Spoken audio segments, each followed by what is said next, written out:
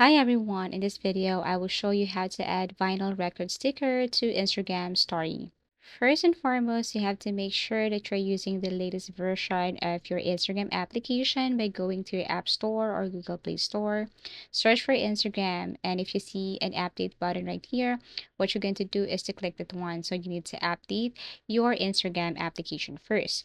Once it is updated, you can now exit this and go to your Instagram application. So launch your Instagram application and then you have to click this plus button right here below to add a story.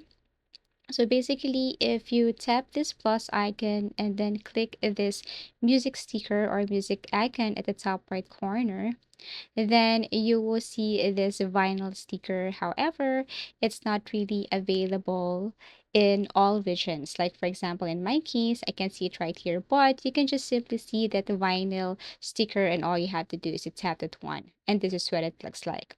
Now, if you don't want to place like this, like just for example, you just want to add a video and picture and then add the vinyl sticker anywhere or place it anywhere, it's possible. You just have to import, add the video or picture, tap this music icon, select the music or audio that you wanted to import or add to your video or picture.